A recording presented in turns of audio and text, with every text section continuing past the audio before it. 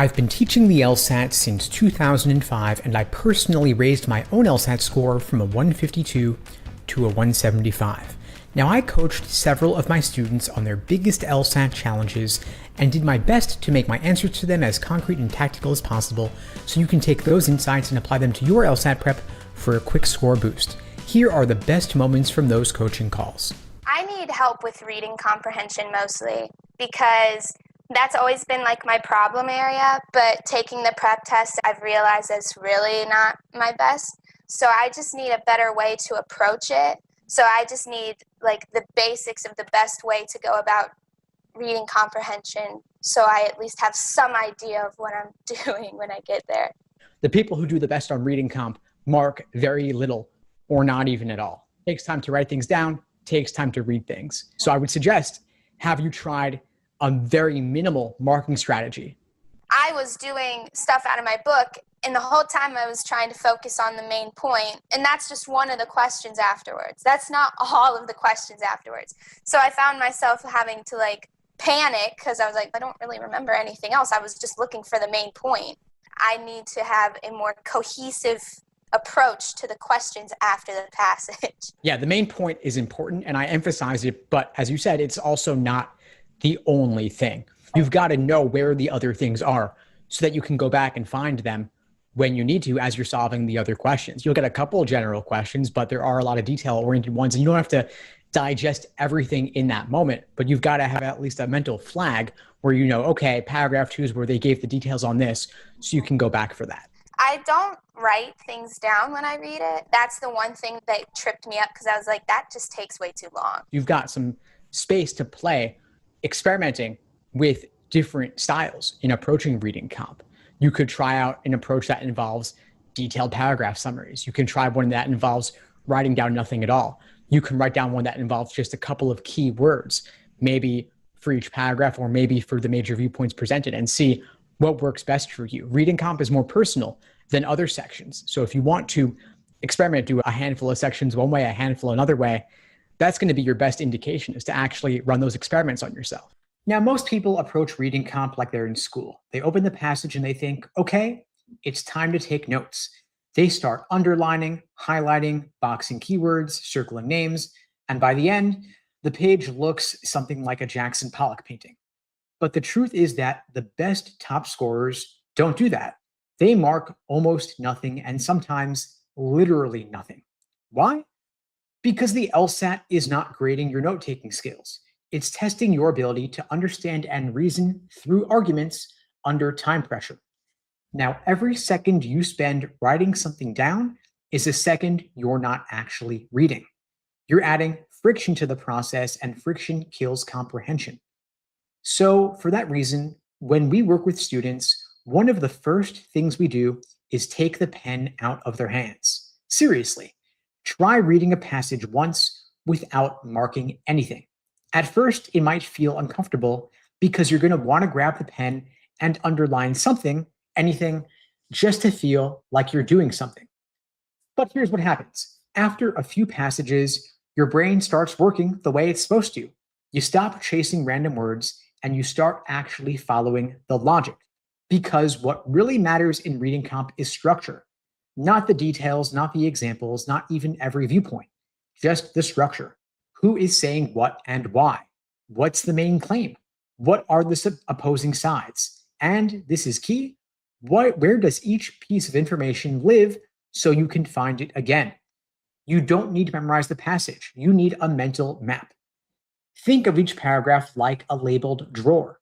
Paragraph 1 introduces the topic and sets up the debate. Paragraph 2 shares one side. Paragraph 3 shares the other side. And paragraph 4 maybe reconciles or concludes. Now, you don't have to remember every single fact. You've just got to know where you to find those facts when you need to solve a particular question. That is what top scorers do. They know where things are, even if they don't remember exactly what was said. Now let's talk about marking. There is a time and place for it, but probably not what you think. If you're going to mark at all, do it strategically. Maybe just 1 or 2 keywords per paragraph. You know the transition words like however, therefore, and in contrast. Maybe you underline one sentence, the author's main opinion. That is it. You're creating anchors that your brain can grab onto when you go back to answer the questions. And if you're not sure which marking style works best for you, run an experiment. Do 5 passages one way with lots of notes, do 5 passages another way with minimal notes, and do 5 passages with no notes at all. Then look at your results. Which approach gave you the best accuracy per minute? That's going to be your answer. And I know every student's different. Some need light marking to stay focused. Others do better with purely mental mapping. And the key is to test your system instead of guessing. Another thing worth noting is that reading comp is more about engagement than people realize. These passages are boring on purpose, by design. They're about 18th century theater or molecular biology or art criticism. Nobody cares. And the test makers know that you don't care. So your job is to make yourself care just enough to stay alert by exaggerating what you read. If there are 2 sides in a passage, pretend that it's a heated argument between your 2 loudest friends. If it's a boring scientific study, imagine it's a courtroom debate. When you inject a little bit of personality into it, your brain's going to stop glazing over. And you've got to know that reading comp is not just about reading. It's about remembering what you read when the questions start messing with you. So as you read, keep your one eye on how you're going to use this information later. Ask yourself, if they ask about the evidence, where would I look? If they ask me about tone, how would I describe it? If they ask me to infer the author's attitude, which lines show it? That's what makes top scorers so efficient. They're not reading passively, they're reading like detectives, gathering evidence for questions they haven't even seen yet. So if you start reading this way, focused on the structure, you'll be shocked at how much easier reading comp becomes. You're going to read faster, understand more, and stop wasting time making the passage look pretty. Because the LSAT isn't testing your note-taking, it's testing whether your brain can find and use information under pressure. So forget the highlighter and instead build your mental map. And remember, less marking, more thinking. Currently, I am on the 6-month study plan, and because of the schoolwork that I'm currently doing, I'm this close to finishing my bachelor's. I find it difficult to maintain that plan. So the time frame that I would like to apply for law schools is not able to be met under the 6-month study plan. So the first question I guess that I would have is, do I need to modify the plan for a reduced time frame, or do I need to wait till next year? There are 2 approaches you could take. If you want to stick with your previous target test date, you could simply do fewer questions of a given type, or you could skip certain portions of the schedule, or I could send you a new schedule that better suits your test date. So occasionally someone will say, I was planning for August, can't do that, now need to go for September, or vice versa. I'll just swap the schedule and give them the appropriate one. So that's an approach you could take. I wouldn't totally suggest choosing a test date a few months later just because you fell behind schedule, unless you feel that's what you need to do in order to reach your fullest potential. The reason why I chose the 6-month study plan is because I assumed that a longer study plan would be more beneficial because it could cover more topics, especially since I want to get the between 170 and 180 score. A lot of the stories that I see, they go with a 3-month study plan and they're fine. So there is some doubt on my part about whether or not my methodology, so to speak, in selecting the 6-month study plan was even necessary in the first place, or if I would just be fine with, say, a 3-month study plan. Yeah, there are people who do it all in 3 months. There are people who were studying for a while previously, then they discovered my resources, but they couldn't study for another 6 months, so they just got the 3-month plan. 3 months could be enough. It really varies from person to person depending on the amount of time you're able to put in, how easily it comes to you, and then also what your ultimate goals are. There are people who did the 3-month plan who got in the 170s, but there are also plenty who got in the 160s. And if you're really committed to giving this your all, then I do think that a 6-month timeline is relatively better if you can do it. Every LSAT student at some point feels like their study plan is falling apart. Maybe you miss a week because of work, maybe you got sick, or maybe you just didn't do it. And then you start feeling guilty. You see your study plan and think about how you just blew it and maybe you're going to start over next cycle. But a broken plan doesn't mean you're a broken student. It just means your plan wasn't built for real life. Most study plans, even the good ones, are written for a robot. They assume that you have infinite energy, zero distractions, and the perfect work-life balance. But real people have jobs. They get tired. They get invited to weddings. So when your plan starts falling apart, your goal isn't to throw it out. Your goal is to adapt it. And most students react to falling behind by pushing back their test date. But what usually happens is life stays just as busy. And the new schedule, you fall behind on that one too. So if your plan says do 4 sections a day, maybe cut it down to only 2 sections a day and actually finish them. In other words, you're shrinking the scope of what the plan is asking you to do rather than shrinking the length of the plan. Finishing a smaller plan is going to build your confidence and your rhythm. And that is way more valuable than some giant plan that looks impressive but never actually gets done. So we find that working with our students, that just reducing the workload by 25% can actually double the consistency because you stop feeling like you're constantly behind. And I know when you fall behind, your natural instinct is to feel guilty. You open your notebook and immediately start beating yourself up thinking, I wasted a whole week, I'm never going to catch up. But guilt just tells you that you care, which is good, but it doesn't tell you how to fix anything. So instead of asking why you messed up, just ask, what can I do differently this week?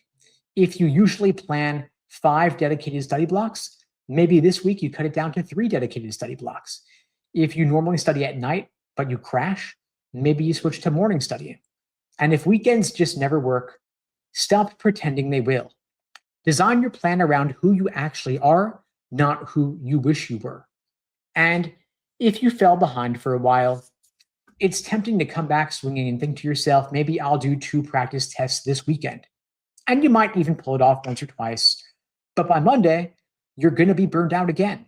So instead, start off with micro wins. Do 1 timed section today.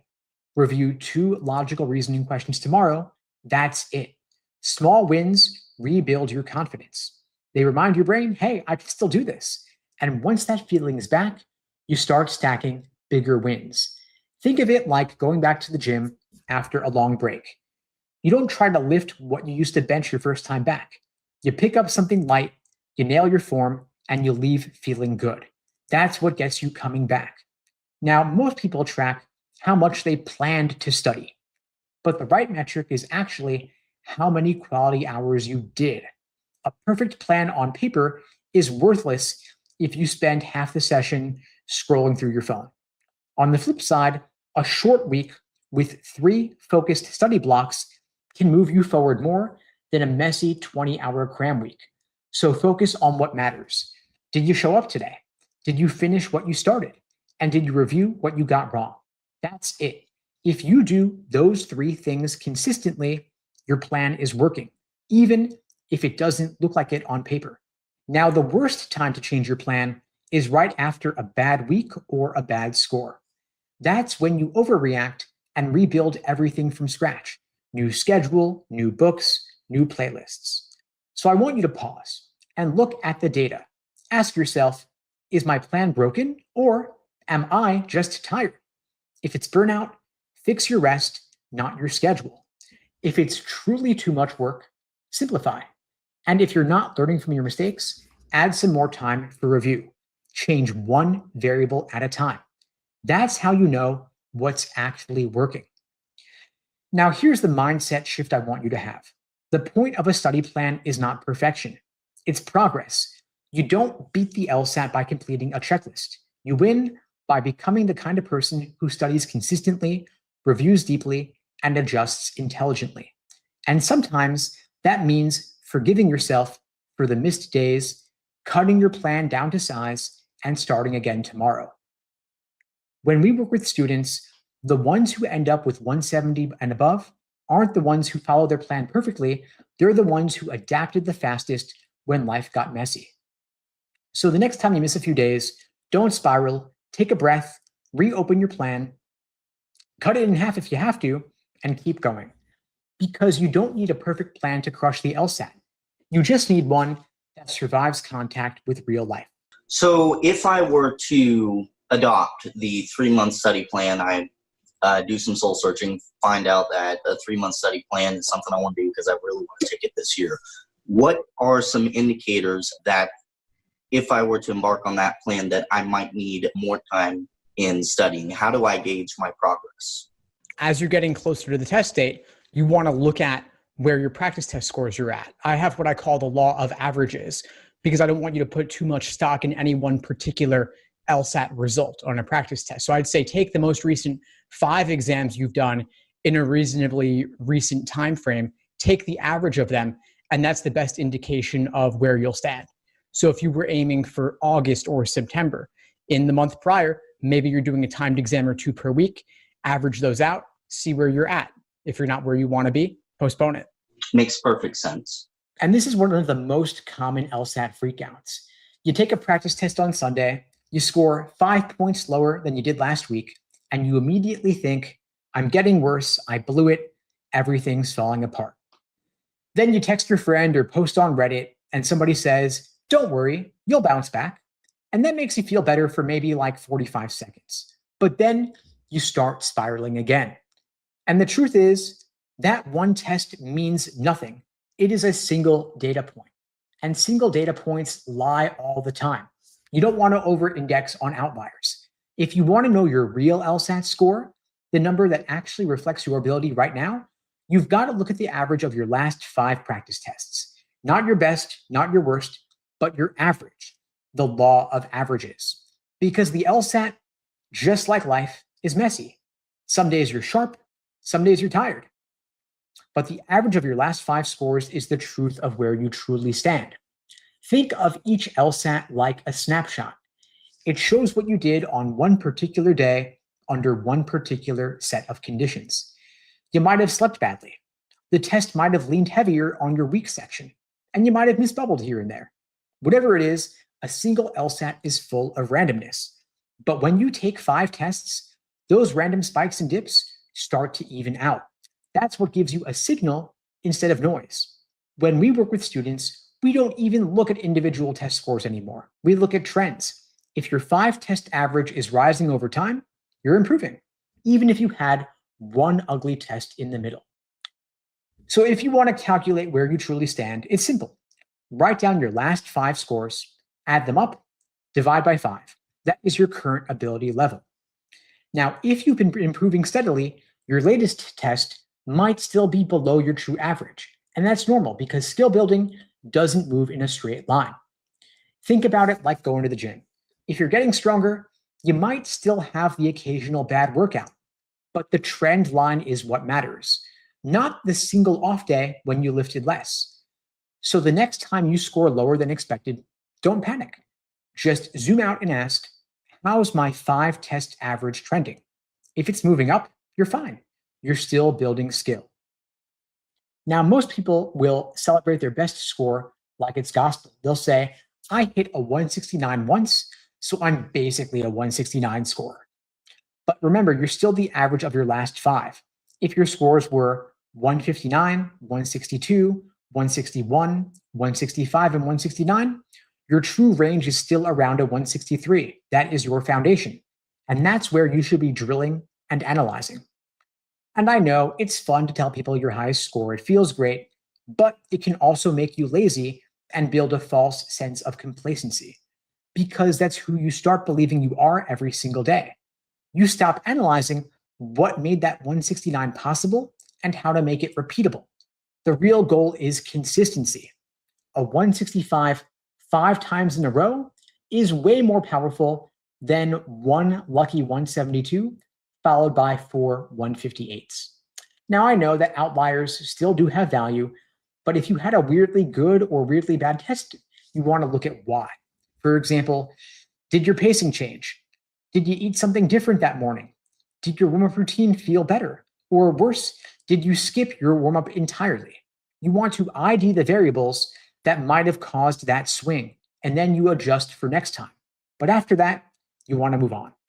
Don't let a single score live rent-free in your head.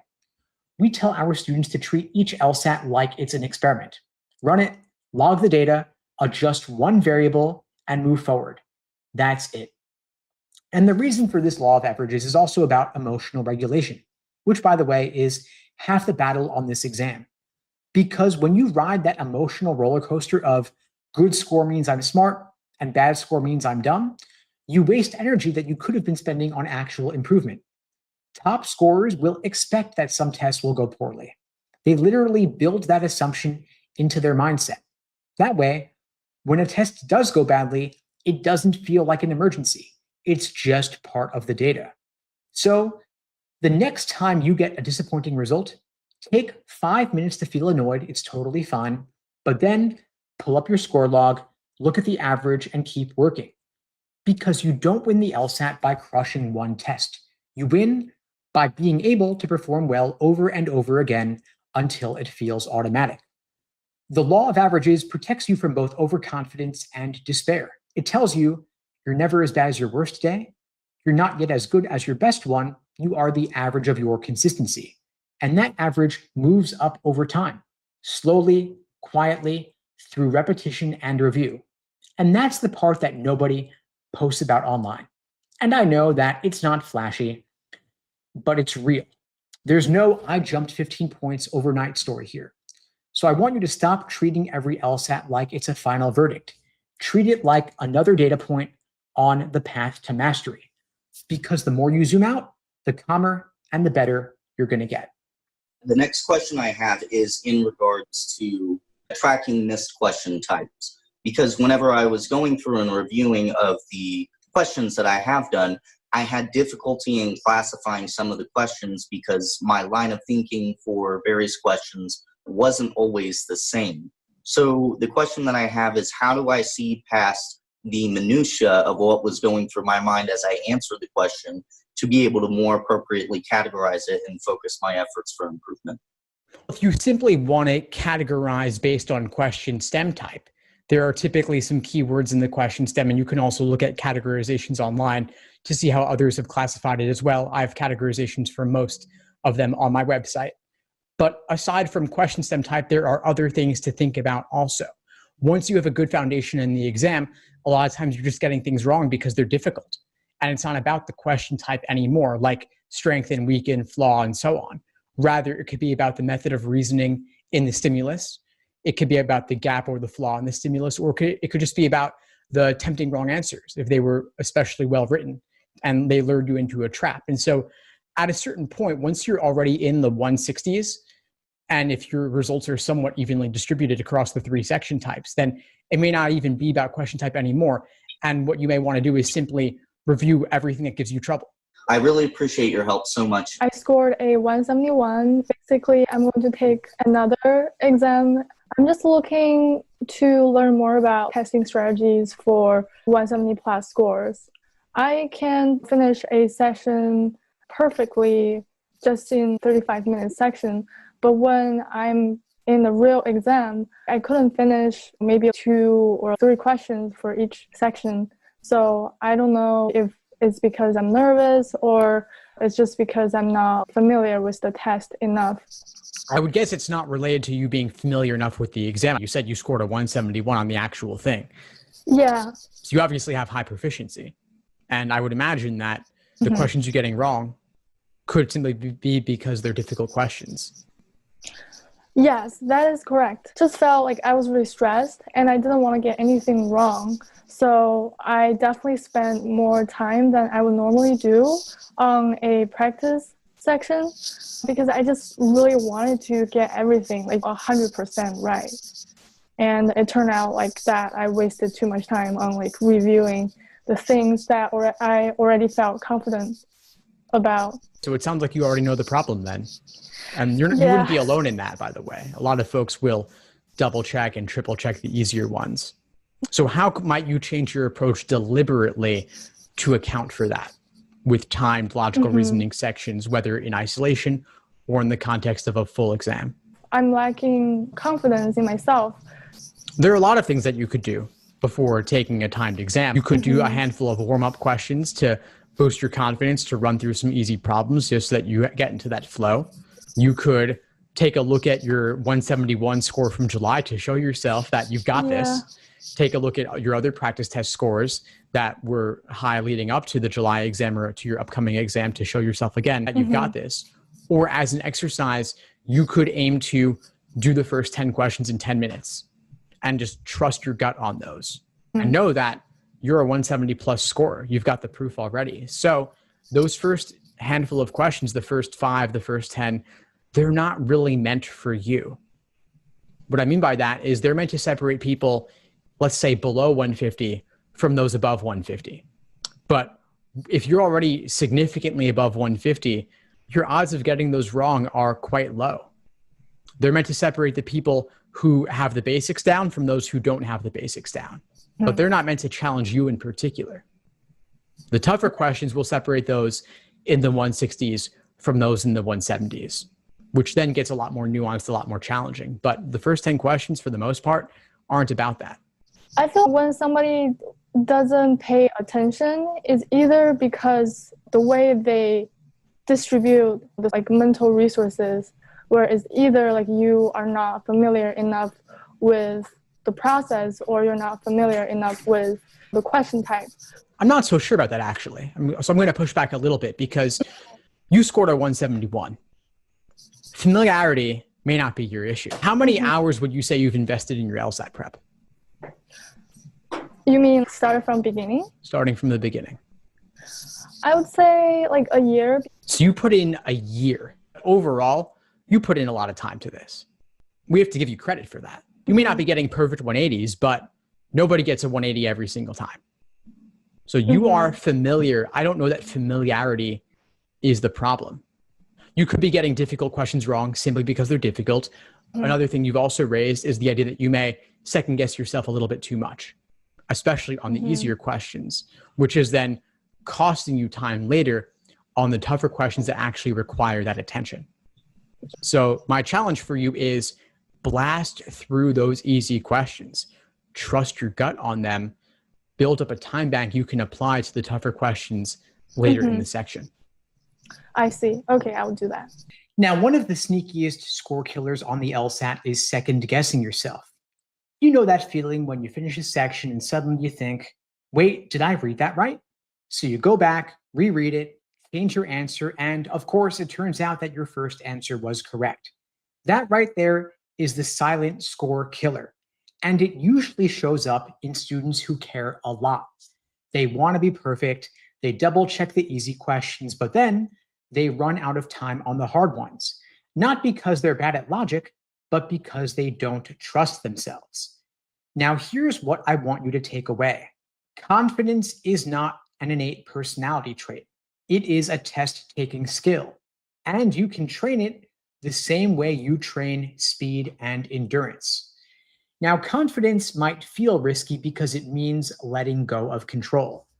And if you've been studying for months, you think, if I don't check my work, what if I make a dumb mistake? And that fear makes sense, but it's also costing you points. Because on the LSAT, the clock punishes hesitation harder than it punishes a few mistakes. I'm going to say that again. Indecision costs more than inaccuracy. You can recover from 1 or 2 careless errors, but you can't recover from running out of time on 5 questions that you never even saw. So confidence is not about arrogance. It's about strategic trust. It's saying, I know what I'm doing, at least enough to move forward. And you might think the difference between a 160 and a 170 is intelligence or study hours, but it's about flow. 170 scorers move and commit. They're not faster because they're smarter. They're faster because they stop arguing with themselves. Now, one of the patterns we see with our students again and again is that the higher scorers make decisions with less hesitation. They've trained their instincts through review, and they've built evidence that their gut instinct is usually right. And because of that, they trust it. It's data-driven confidence. They've seen enough moments where their first choice was right to stop changing their answers unless they have an actual reason. Now, there's this funny thing that happens to advanced students where they get bored on the easy questions, so they second guess themselves just to feel busy. I can't tell you how many times I've heard, I knew the first 10 were easy, but I rechecked them just to be sure. That's like rereading the ingredients on a granola bar wrapper while the timer is ticking on a bomb. It makes you feel safe, but it's the worst possible use of time. Now, the first 10 questions in logical reasoning are specifically designed to separate those below 150 from those above 150. So if you're aiming for a 170 or above, those are probably going to feel easy, and that's by design. So when those questions feel simple, that's not a reason for you to panic. That's just what doing it right feels like, because the hard stuff is going to come later. Your job here is to bank time on the easier questions. Get through them efficiently, confidently, and without second guessing. That extra time is what lets you slow down and think clearly when the real curveballs show up later in this section. Now, confidence comes from proof ultimately. So if you want to get better at trusting your gut, you want to start tracking when it's actually right. Here is an exercise we give students. Every time you change an answer, mark it with a star. Then later when you review, check if your first instinct or your revision was correct. If your first choice wins 70% of the time, which it usually does, you just gathered hard evidence that your intuition is reliable after all. And that's how you rewire your brain to stop second guessing. And if you notice that your second choices are right more often, that's useful data too. It means your internal reasoning process is still developing, and that's something we can strengthen through review. Now, confidence is built every time you sit down for a timed section. If you practice like a nervous student where you're pausing, double checking, and hesitating, you're going to perform like a nervous student. But if you practice like a decisive test taker where you're moving quickly, trusting your training, and reviewing later, that's exactly how you'll show up on test day. When we work with students, we call this test day simulation. It's not just about the questions, it's about the mindset. Every practice section should feel like the real thing. The timer starts, and once you make a decision, you move on. You can analyze all you want in review, but during the section, you are focused. Now, confidence isn't about saying I'm the best. It's about saying I've done the work and I trust what I've built. And when you're new to the LSAT, of course, you're going to doubt yourself, and that's normal. But as you study, review, and see the same patterns again and again, you earn the right to be confident. So when you get to a question and your brain says, wait, what if I'm wrong? You can calmly respond, I might be, but I've trained for this. That's the real power of confidence. It's quiet, steady, and earned through thousands of reps. And when you have that, when you've put in the hours and you've learned to trust your gut, you're going to move through the LSAT a whole lot easier because you stopped fighting yourself. Through listening to your course, something that's really great about it is that there are students in it that are all at different parts of their process. And almost a little girl that's hearing her older siblings talk about how scary middle school is. I'm hearing just people say that when you're studying and you're learning the theory, when you get to the 70s and 80s, this thing happens where maybe the writing style is different. I'm hearing on the logical reasoning section, it starts to creep up in the 70s. And so I'm getting these messages that it's almost like it's spooky. You're going to feel this drop. And part of me wants to protect myself from the drop. Of course, I want to be as well armored as I can be. But I'm curious to hear your thoughts on it and whether it is theory or whether there's another skill set, or maybe it's just, I got to just jump in the pool. It's going to feel weird. And that's it. I think that last thing you said is spot on. So just do it. Like the 70s and 80s feel mysterious. They feel spooky. Maybe you haven't done any of them yet. Just do a couple. If we talk about test 70 to 89, that's what, 20 exams? That's plenty. So if you want to do one or two just to see what it's like and jump in head first a little bit, like you can do that. There will still be plenty of others you can save for later. I think the exam has evolved to get tougher over time. There's nothing special about that, though. It just means that there's more tough questions, or the bar has been raised a little bit. And so what was a level 2 question is now a level 1 question. And what was a level 6 question, which didn't even exist, is now level 5. So they've boosted it up a bit. But you've got all these previous exams to study and you've done the work. You're not the little girl just starting out anymore. You've been at this for a while already. And based on your presentation that I saw last week in class, like you're definitely not a beginner anymore. You've put in the work, you've grown. And now there are others looking up to you. I know that. I've heard from them. You're guiding others, which is fantastic. I love that community that builds, and the fact that you've been organizing and getting together with others. Like, you can explain things to help others along. So own that. Like, you've got this. Yeah, it's interesting that you say that, because I did recognize at the end of my presentation that my inbox filled up asking to be my study buddy. And to be completely honest, the first thing that happened to me was like, the feeling. But that's where systematizing really helps. The 20 practice tests that you're talking about, was afraid of them. I can't open that closet just yet, but you're so awesome. And I love the point you bring up about just do a few and take the spooky middle school. Like, I feel like I'm going into middle school next year and I'm like, someone just please tell me, what is it like? But nobody can really tell you what it's like. And I made it out of middle school just fine. So yeah. Yeah, it's tough in the moment, but we all get out in the end. And then the other thing I'll say is the system is really important. And in part, it's most important on the tougher questions. A lot of times students will get the easy questions just through intuition, just through aptitude alone, because there aren't as many tricks there. But on those tougher questions, that's where you've really got to have the system in place, because your guesses, your pre-phrases may not be enough to carry you there. And like you've seen with certain question types, like sufficient assumption, there are actually formulas underlying the questions. And maybe, again, on some of those easier sufficient assumptions, you'll get it right just through your own understanding, just through your own intuition. But on the tougher ones, diagramming can be really useful, not to always draw it out, but to at least to understand the underlying conditional logic there. The biggest fear of mine has been those 70s, 80s, and you really answered that. So that's been pretty helpful. Thank you. Now, every year I hear the same thing from students saying the newer LSATs are way harder, they're trickier, and the old ones were easier. I wish I was able to take those. And every year I've got to say, stop psyching yourself out. The harder LSAT myth is one of the biggest confidence killers out there.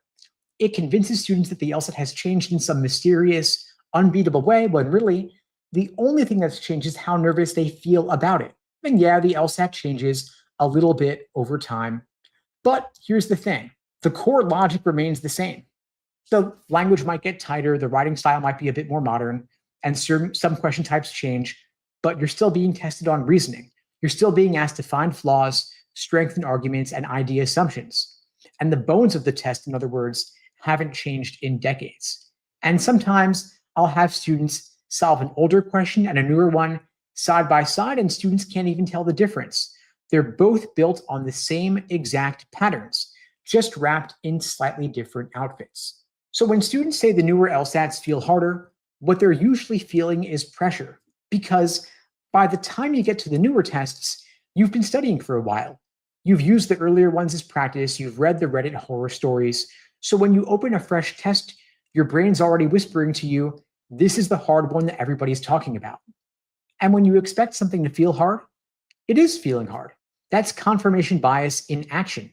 You start reading slower, second guessing yourself, and suddenly the test feels harder because your mindset has changed. I've seen students score lower on a new exam just because they expected it to be harder. Then they redo the same questions a week later, relaxed, and their score goes up 5 points.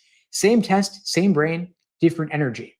Now, another reason people say it's harder now is because test takers on average are more prepared than they used to be.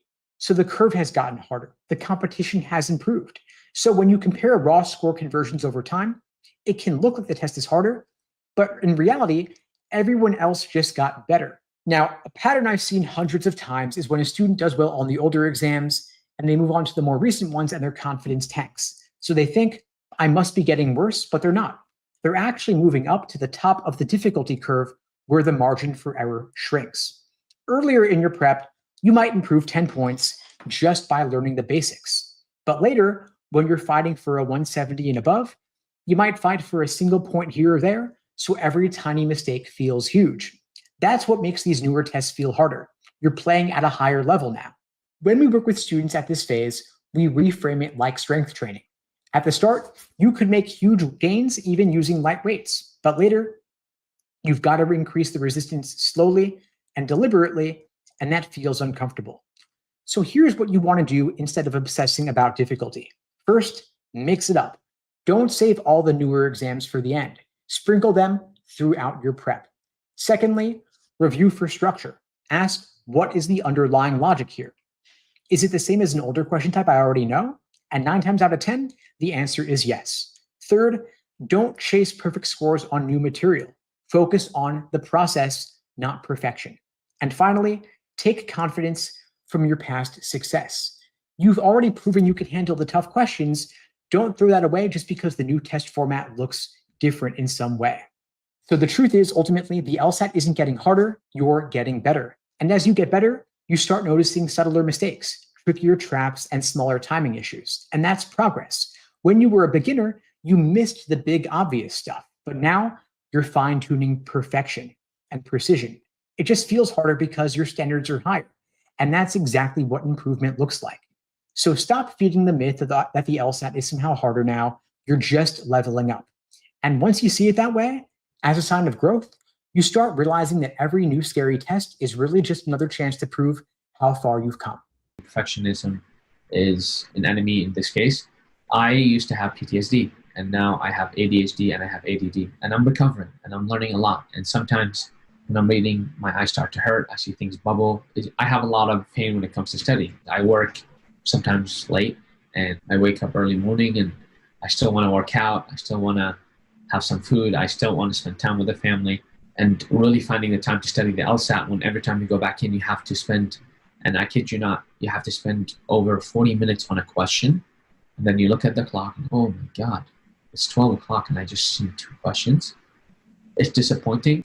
I know perfectionism is an enemy, but I'm not sure how to avoid the enemy in this case. We could talk about scheduling tactics, and I've got plenty on that as I have study plans and I break it down day by day. I even break down within a day, breakfast, study, lunch, study, socialize. What I find more interesting here as a focus is when you've got those 40 minutes or those 60 minutes, do you feel you're using them productively? You're saying 2 problems in 40 minutes, 20 minutes reviewing a single problem. Is that worth it? To me, that seems to be the key question here. So minor correction, 40 minutes on one problem. Okay, even better, even better. 40 minutes on one problem. Yeah, which is just, sometimes to me, it's just mind-boggling. Is it productive? I'm not sure. Honestly, I don't know. When I read the question, I would lock down the 2 possible answers that could be the answer. And then I would research the question, and then I would see which answer choice is the right answer. But even after getting the right answer, which I know it was the right answer, or maybe I didn't, I still go back and see why the other answer is the wrong answer. That kind of analysis doesn't sound like a problem. To me, I wish more students would do that. But it's a problem if you feel like it's a problem. If it's a problem, if it makes you feel demotivated because you feel, okay, let's say I'll just make up a number here. You got 20 questions wrong on a given exam. If you got to spend 40 minutes on each of 20 questions, that's 800 minutes. That's over 10 hours. That's a lot of time on one exam. So the question, is it worth it? How could I do several exams with that level of detail? So it requires changing your approach in some way if that's what you need to feel confident and comfortable moving forward. Yes, I do need to find a better way of studying. Yes, I do need to find a more productive way of doing problems, but I'm just not sure how to get there. You're reminding me of someone. First of all, you're reminding me of myself, but you're also reminding me of a friend. This friend, he was a person who liked to collect things. And I think many of us have have that impulse to collect things or to be comprehensive in nature regarding our understanding of something. So it's not just that you want to do 1 or you want to do 5, you want all of them. So this friend, he's the kind of person where he looks up the top 100 movies of all time, and then he has to download all of them and watch all of them and properly tag all the file names and everything and look up all the details on the IMDb and those websites and learn everything he can. Like, to me, that's collecting. And it could be for something that's totally useless, or it could be for something like the LSAT where there's a theoretical justification for that, where there's 89 numbered exams, there's a handful of unnumbered exams. Let me look up all of them and get all of them and do all of them and understand all of them. And that's something that I personally fell prey to. Luckily, there were only 40 something back when I was doing it, so it wasn't nearly as much of a job. Now there's more than double. But the idea is that if they're out there, I've got to do them. I've got to master them. And that serves you up to a point. It's probably going to get you a higher score than doing nothing, as long as you don't burn out. So Yeah. what I'm sensing here is that when there's a problem that you don't get, you're looking up what person A says, person B, person C. There's videos, there's message board postings, there's books that contain it. And so if you could look up for one question, get 7 different sources, that would give you the most comprehensive view. So I'm going to recommend a totally different approach. I'm going to recommend for you a ban on explanations, where for the next problem that you complete that you have trouble with, you are not allowed to look up explanations for them. For the next, let's say the next week, you cannot look up any explanations. Of course, you can look up the answer key and you can try to develop your own understanding of the problem and write it out for yourself and think on it. And you can form a study group. You can connect with a study partner. You can, of course, bring your questions to the weekly study groups inside the course and discuss your questions there. But you cannot look up external recorded or written resources. What outcome would I get from not looking up answers? I think you'll get a deeper understanding because you're not using explanations as a crutch. I'm not saying that's necessarily what's happening in your specific case, but I think it's a possibility that many other students do fall into that trap. You're going to have to engage with the problem and analyze your mistakes and figure out how to avoid the tempting wrong answer and how to avoid being discouraged by the unappealing wording of the correct answer. I'm not saying that you need to be on this ban forever. I'm just saying for the next week. And then later, after the week is done, maybe you introduce your favorite source of explanations and use only that. Or maybe you use 1 or 2. But after a certain point, it's diminishing marginal returns. Yeah, that's a great analysis. Absolutely, yeah. I recommend what I call the Socratic review method, where you're actually writing out your own explanations from scratch. So you've got the problem, you've got the answer that you chose, you've got the correct answer, and you've got to think through specifically, let's say logical reasoning, what gave you trouble about the problem? Was it the stimulus? Was it the question stem? Or was it the choices? What about the stimulus made it difficult wording, failing to use conditional indicator words, requiring the contrapositive, using the word unless, a topic that you don't like? It could be any number of things.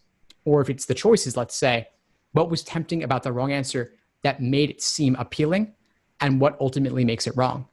And what specifically was discouraging about the right answer that pushed you away from it, and what ultimately makes it correct? And you want to reflect on all of that. And that takes time. That alone could take 40 minutes, but it's a different 40 minutes in nature because nobody is giving you the answer, not the answer and the answer key, but nobody's giving you the reasons why the wrong answer is wrong and the right answer is right. You're taking the time to develop it yourself. Yeah, thank you for helping me get to this conclusion, honestly. I've been that guy. You get stuck on one problem, you want to dissect it like it's a murder mystery. You reread every word, watch all the explanations, post on Reddit, argue in the comments, and by the end of it, you're not even sure what the original question was anymore.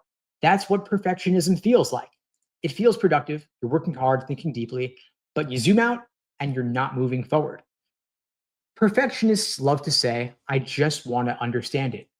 But what they really mean is, I want to feel certain before I move on. And the LSAT punishes that mindset because the test is designed to mess with your certainty. Every question has 4 trap answers that look 90% correct. But if you wait till you're totally sure every single time, you're never going to finish a section. This is one of the hardest habits to break. Not because you're being lazy, but because you're being too diligent. It's the opposite. You too much want to get it right. But the LSAT rewards flexible thinking, not perfectionism. So if you catch yourself rereading the same sentence for the 5th time, you're spinning your wheels. It's pointless. Now, of course, deep review is key. It's important. But if you're analyzing a mistake to understand the underlying logic, it's valuable. That's how you actually get better. But deep review is intentional. You're asking questions like, what pattern did I miss? Why was my reasoning off? What rule did I forget? But perfectionist review is like, I'm going to watch another video. Maybe this other form has a marginally better explanation, or maybe I've just got to read it one more time. Deep review looks for insight, and perfectionist review looks for reassurance. You're either growing your skill or you're feeding your anxiety. And perfectionists tend to become mindless collectors. They collect books, question sets, PDFs, spreadsheets. They're always organizing their prep, but they're not actually prepping. One student told me, I downloaded every LSAT ever created. And I said, that's cool, but how many have you actually done? And he's like, maybe 2. It's like buying every workout program on the internet, but never actually going to the gym. You feel productive while avoiding the real discomfort. You're doing the hard, uncertain work of progress, and progress is messy. You make mistakes, you miss questions, you forget things, and that's normal. That's how learning works. Perfectionism and low confidence are best friends. They feed each other. When you don't trust yourself, you overcompensate by overanalyzing. You keep telling yourself, if I just study a little more, I'll finally feel ready. But that moment of readiness never actually comes. Confidence comes from evidence, not preparation. We sometimes give our students what we call a no explanations week. For 7 days, they're not allowed to look up anyone else's answers.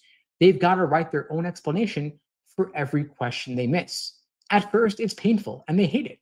But by the end of the week, something changes. They realize they can figure things out on their own. That's where confidence comes from. Not from getting every question right, but from trusting you can recover when you get one wrong. Every minute you spend obsessing over one detail is a minute you could have spent building pattern recognition across several different examples. And pattern recognition is what wins the LSAT. So don't aim to be the person who understands one question 10 times over perfectly. Aim to be the person who understands why they missed it, what they learned from it, and then moves on to the next. That's the kind of student who improves every single week. Now, progress on the LSAT doesn't feel good. When you're actually learning something new, it feels confusing, slow, and sometimes embarrassing. You're gonna make dumb mistakes. That's okay. You'll get answers wrong that you swore you knew. And you'll question if you're getting worse. But that discomfort is the price of growth. If you're never frustrated, you're not pushing your limits. You're just staying where you're comfortable. And being comfortable doesn't raise your score. The LSAT rewards adaptability. You don't have to be perfect. You've just got to get slightly fewer questions wrong, slightly faster every single time that you practice. That's how you improve. One insight at a time, one mistake at a time. When we work with students who finally break through their score plateau, it's almost never because they suddenly got smarter. It's because they stopped obsessing and started executing. They learned to say, that's good enough for now, I'll review it later. So if you find yourself stuck rereading one question for the 10th time, take a breath, just smile and move on. You're doing the work that actually matters. Because the goal is not to be perfect on the LSAT. The goal is to get better. I don't know what I'm missing. I don't know if I'm getting like anxiety. Like when I don't do stuff timed, I feel like I do great. Then when it comes to timing, I lose it. And I'm like more worried about the time. Like trying to do the questions within, what, 1:30 or 2 minutes or less. And then I don't perform well. I hear that. Yeah, timing makes a big difference. It makes a big impact. And so it's not enough to get it right. You got to get right efficiently. It's a whole nother level to the prep, but accuracy first. You got to make sure accuracy is good. So how do you feel when you're doing it untimed? Is your accuracy pretty high? Where is it at? Yeah, I love doing it untimed. I think everyone does. You got to slowly introduce timing. One thing you could do is if you got 35 minutes per section, start out by timing yourself on a section. Give yourself an hour if you want. Then cut it down bit by bit. Maybe you cut it down 2 minutes at a time, maybe 5 minutes at a time. So you're giving yourself an hour, then you're giving yourself 55 minutes, then 50 minutes, just working your way down to increase the pacing. Speed will come with understanding. So if you stick at it, you got a while. So you build your understanding, you stick with the process and trust in that, and the understanding and the speed will come with time. Now, timing is a skill. And like any skill, you've got to train it over time. Now, good timing doesn't mean going faster. It means getting more efficient and more deliberate. That means focusing on the question in front of you that you have a realistic chance of actually solving in the moment. If you risk it getting bogged down or stuck, you skip it, and you've got to trust that if something takes longer, that's only natural and to be expected, like a lengthy parallel question or principal application where all 5 choices are just as long as the stimulus. Those students who struggle the most with timing are the ones who have not developed their pacing adequately to the point where they know what they're supposed to be doing at every single moment. You might reread a question 3 times or overanalyze something you already knew was wrong. That's that perfectionism again, right? So Timing issues are really more issues of decision making. It's that your mental process is taking you too long to make a decision. And most students will take a full test, realize they ran out of time, and say to themselves, next time I'll just go faster. But if you always practice under pressure, you're just reinforcing those bad pacing habits. And so you want to train timing separately from content, which means you start by removing time limits completely. Obviously, don't do this if your exam is coming up in just a few weeks. But if you've got 3-4 months or longer, you can afford to slow down, take a step back, and do one section with unlimited time, focusing purely on accuracy. Because you can't manage your time until you can trust your reasoning. Once your accuracy is solid, I'm talking 80-90%, then you can switch to focusing on pacing. And you don't have to jump straight from doing unlimited time to 35 minutes. You can start with 60 minutes a section, then reduce down to 55, then 50, working your way down gradually, maybe 5 minutes at a time, until 35 minutes feels natural. It's like interval training at the gym. You don't start by sprinting, you build capacity 1 rep at a time. Then by the time you're taking the real test, your pacing muscle is so strong that you barely even notice the clock ticking. Now, there are some common mistakes students don't realize they're making, like spending equal time on every single question, because not all questions deserve equal effort. Some are traps designed to waste your time. So you've got to learn to spot those and then move on. Now, if you're down to 2 choices and you can't decide, just mark it, flag it, skip, and come back later if time allows. I cannot emphasize how important this is. Now, double checking questions you already know are right is also a confidence problem that you need to get over.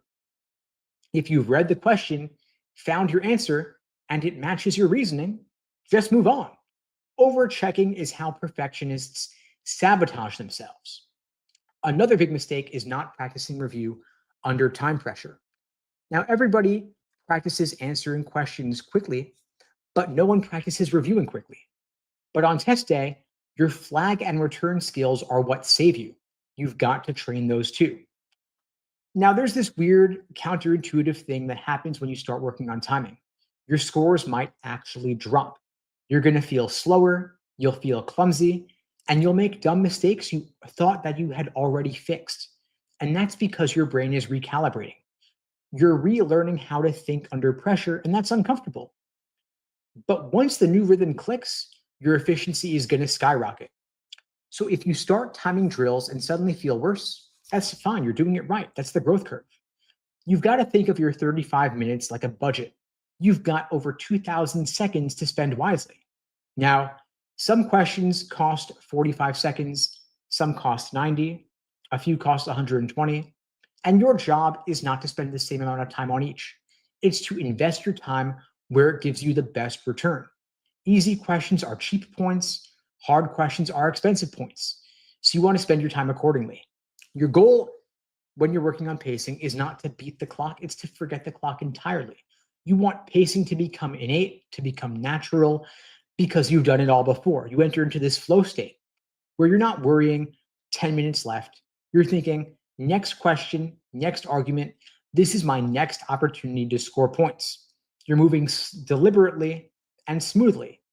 You're going to be able to trust your instincts because you've tested them under time pressure already countless times before. That's how confidence